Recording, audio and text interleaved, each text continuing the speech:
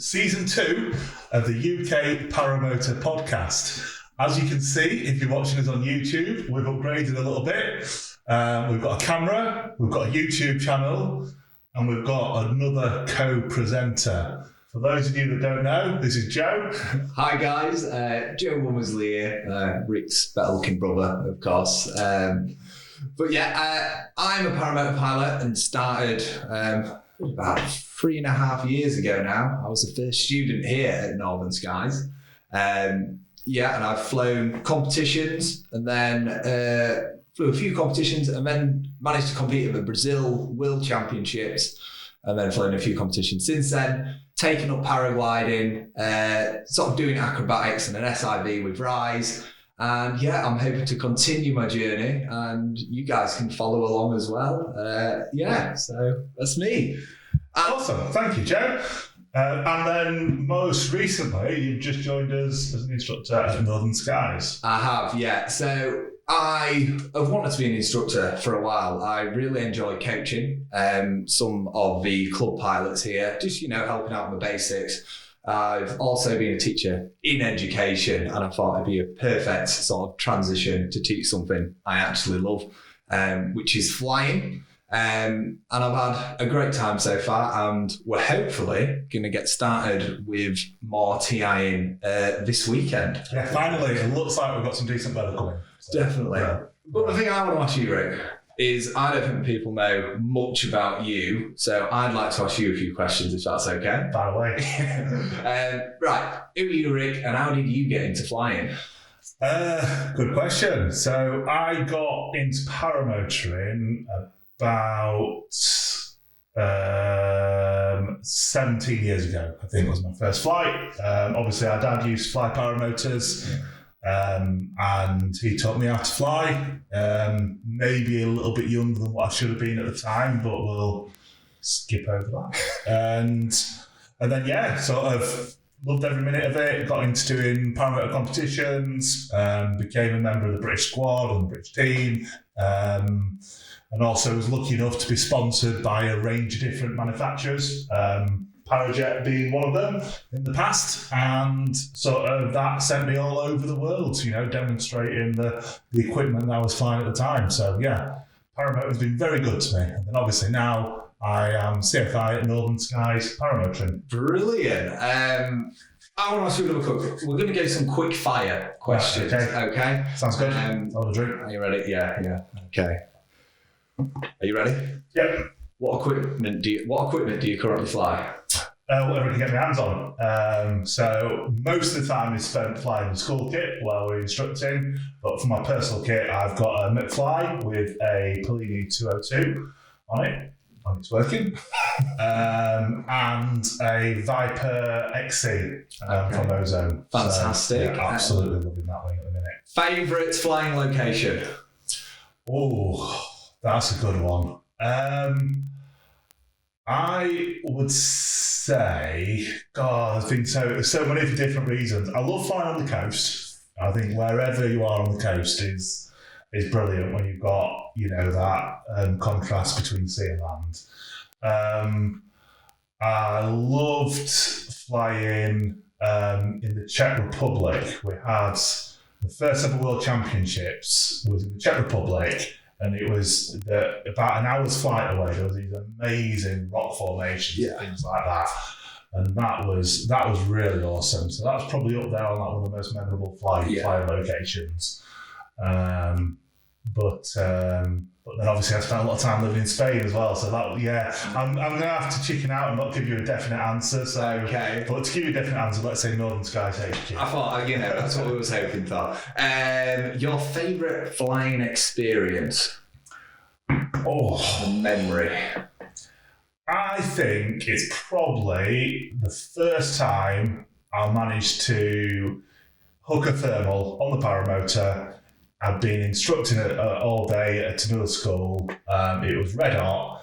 I managed to get up in the evening. There was some really nice thermals about, and I spent like an hour and a half at Cloud Base just in a t-shirt after a day's instructing, and it was bliss. For some reason, that one just sticks. Love that. And finally, one question I've got is, how was flying on Top Gear? There wasn't much of it. There was a lot of driving around for the getting the right shots, watching all the cars, the bikes do their thing. I think we was there for like 5 days for the few minutes that we actually got on airtime. But yeah, it was cool. It was cool. Good, that's all right. Well, there you go. That is your quick fire over. Awesome. Right, so your turn now. So, favourite flying location? Favourite flying location? Northern Skies. It has to be. No. I really love Northern Skies. I think with it being so flat, we don't get... The views aren't as spectacular as you get in the mountains, but the turbulence, we don't really expect... we don't really get that really big turbulence from mountains. I loved Brazil. That was fantastic on so many levels. The mountain range, the views, the heat. We were just flying in a t-shirt and a jacket for the majority of it.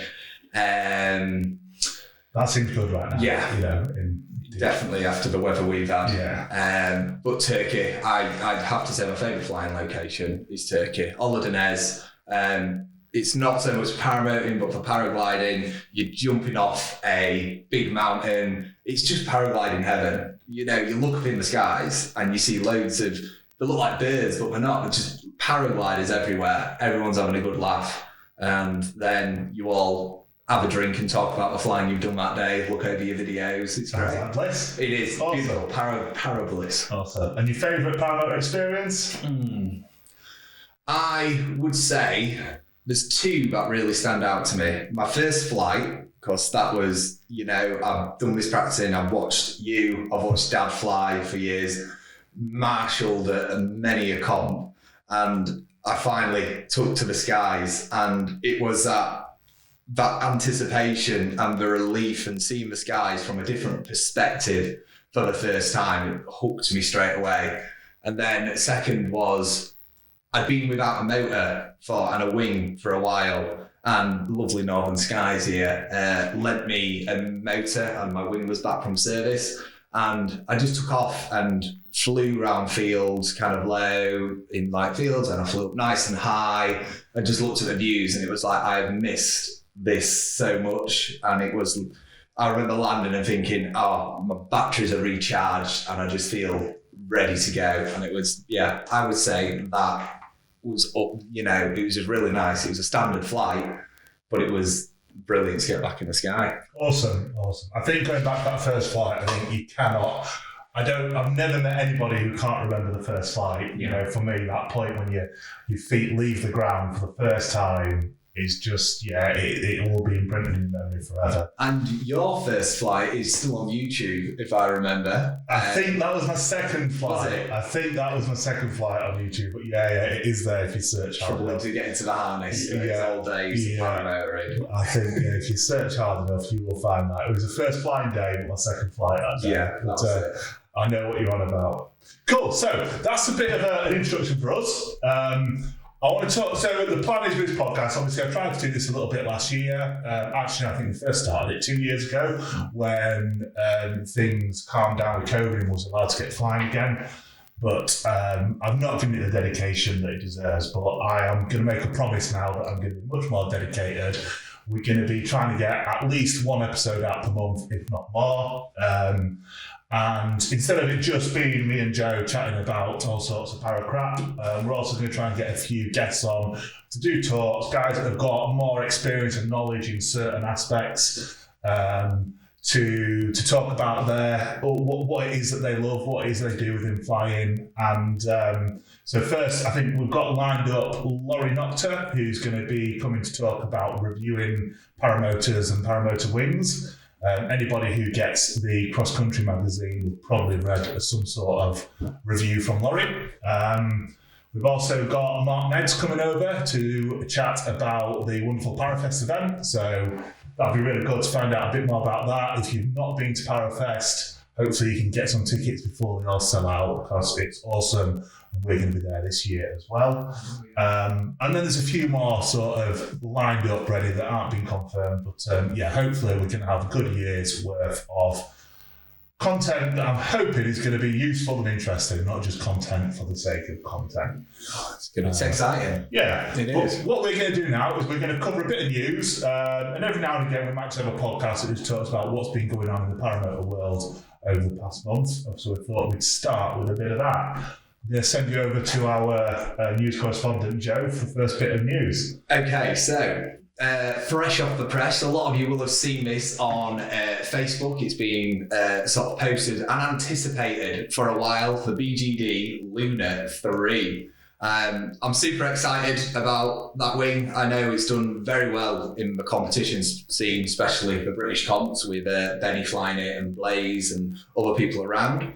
But the speeds, I honestly can't get over the speeds. Yeah, so what is it they've said? Is it 75 It is. Ks on the... So the bigger wings are 75 and the sort of smaller wings when you're in the competition state, they're touching 79. Is the advertised speed. Advertised speed. Speed. Let's see how that I am excited.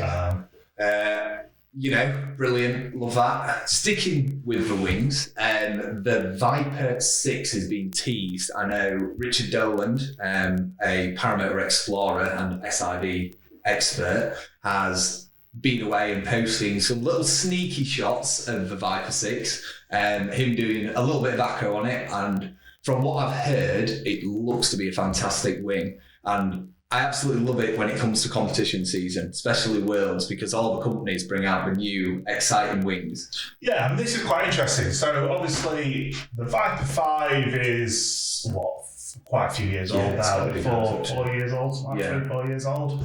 The Viper XC is quite new, which is a wing that's based on the Viper 5, but it's got, you've probably seen the new technology from Ozone with the, I say new from Ozone, just opened a kettle of fish. I know Advance have been doing it for years, but Ozone found this technology useful in paramotor wings with regards to roll stability. And then they've stuck some ears on the Viper XC, and that's the wing that I'm currently flying. And it's great because you apply the brakes, you let your trims off, and there is no rock and roll whatsoever. You hit a bit of turbulence, and that roll stability kicks in. And before you know it, you're flying straight and level again. So that's really cool on the Viper XC, and that's not really been about that long. So for them to then bring out the Viper 6, that's interesting. It'll be interesting to see if it's much different to the Viper XC, what the speeds are. For me, I like a stable wing. I like one that, you can throw it around. I also like to know that you can let your trims off, park your brakes, and still enjoy a bit of chilled out flying time. So, can't wait to grab a go on a Viper 6. Yeah, would you say because I've always known the Vipers being, top of the line of those of the sort of Ozone area. Would you put it? I know the flying time on the XC, you haven't done masses of time on it yet to really explore it, but would you put it comparing to the Speedster, because I used to fly the Speedster 3? Yeah, so I love the Speedster 3. I'd say the Viper XC is like the Speedster 3 on steroids. So it's everything I liked about the Speedster 3, the Viper XC is a little bit better at. So obviously the Viper series, I've flown a 1, a 2, a 3. I don't think I've flown a 4, and then I've not flown a 5. I've got the XC now. But it is aimed at sort of competition, cross-country pilots, the Viper series. And the XC, though, is really accessible. So even though it's a Viper XC, it is quite an accessible wing. And I'm not one for normally telling people to get higher-end wings, but it's quite an interesting concept for a wing. So far, I found it really accessible. I've not flown it in the middle of summer yet, so it has been to calmer conditions. So I can't, give too much advice on that side of things. But quite impressed with the Viper XC. So it'd be interesting to see what the 6 is like. I am excited to see how it handles in those more active competition settings. Because I know when you're in that comp, you're flying in whatever you put up in, and being comfortable in the air and being able to look down at your map and up and not be knocked around feeling sick. It'll be interesting to see how it performs with a excellent pilot on the in command. I'll see if I can find some. I'm sure we could give Dan Jones a call. I've got, on the news at the minute, we've got a lot, we've gone big on sort of motors, but we've also come really small. Minimot have had theirs out for the past couple of years. And we've now got sort of The Nest, which is another company as well as Fly Products. So a Nest, a completely new paramotor company? I believe it is. I know I believe it's Carlos, who I believe it has something to do with Power to Fly or Liberty. I don't want to... Liberty, I believe it is. Liberty. Has something to do with it. But it is interesting to see we're kind of going back in time with those, like the engine's really small frames and sending it. I mean, I like the idea of having one as you can just throw it in the back of your car. I'm a guy with a hatchback, so throwing it in the back of your car, bringing it out on a sort of firmling sort of day and see if you can paraglide with it. Yeah. I know Minimot competed last year, didn't they? And realistically did very well to what I was expecting. So the Minimots have got a different engine to those, haven't they? Yes. I know it's a little bit louder than a lot, but it's also a lot more compact. Yeah. Now, but I believe the other two are the Fly Products. What's the Fly Products one called again? Oh my gosh. We'll get back to you on that. Yeah.